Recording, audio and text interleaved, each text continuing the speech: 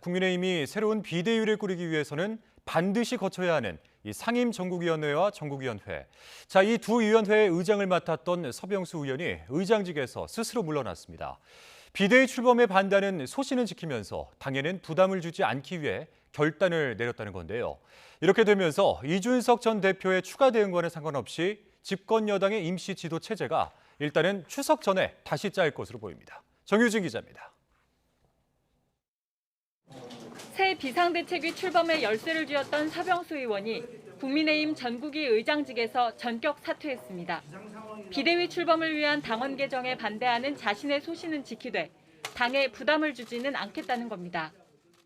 제가 사퇴를 하지 않고서는 당원 당규에 위배되지 아니하고 이 문제를 지도부가 이끄는 방향으로 이렇게 갈 수 있는 그런 방법을 찾기가 힘들었습니다. 일정 수준 이상의 제적위원이 회의 소집을 요구하면 따라야만 하는 당원 당규를 고려한 것으로 보입니다.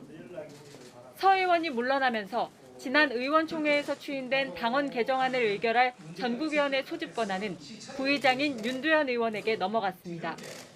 윤 의원은 오는 금요일 상임전국위를 열어 당원 개정안을 확정하고 다음 주 월요일 전국위원회에서 의결 절차를 밟기로 했습니다. 추석 연휴 전 다시 비대위를 출범시키겠다는 여권 주류 그룹의 방침을 재확인했습니다. 절차가 순조롭게 진행이 된다면 추석 연휴 전인 9월 8일 목요일경 비상대책위원회가 출범할 수 있을 것으로 보고 있습니다.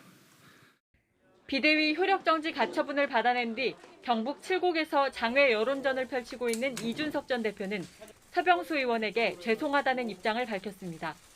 저들의 욕심이 당을 구렁텅이로 몰고 있다며 비대위 출범을 다시 추진하는 여당 내 주류 그룹을 강도 높게 비판했습니다. 이준석 체제 지도부를 무력화하는 비대위 출범을 막기 위해 법적 대응 등 모든 수단을 강구하겠다는 뜻을 분명히 한 것으로 보입니다. 이렇게 여당 내 갈등 수습 방안을 둘러싼 이견은 차기 당권 주자와 이른바 비윤계 의원 사이에서도 불거지고 있습니다. 안철수 의원은 여전히 새 비대위 체제 추진을 반대하고 있고 아마 투표를 한다면 예를 들면 또 여러 가지 사정으로 비밀 투표에 붙인다면 어떤 결과가 나올지는 사실은 몰랐던 거죠. 오선 중진인 조경태 의원은 이번 결정은 이 전 대표를 토사구팽하기 위한 술수라며 비판을 이어갔습니다. 젊은 정치인을 내몰아내기 위해서 더 정확하게 표현하면 토사구팽시키기 위해서 당헌까지 손질하는 이래가지고 과연 그 국민의힘 우리 당이 윤석열 정부의 성공을 위해서 이렇게 노력할 수 있는지.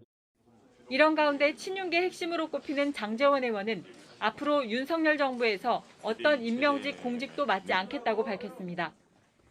개파 활동으로 비춰질 수 있는 활동도 하지 않겠다며 사실상 이선 후퇴를 선언했습니다. 좀처럼 잦아들지 않고 있는 국민의힘의 내용을 의식한 행보로 보이는데 사면 초과에 몰린 이준석 전 대표가 추가 대응을 예고한 만큼 여당 내 갈등이 봉합될지는 좀 더 지켜봐야 할 것으로 보입니다. YTN 정유진입니다.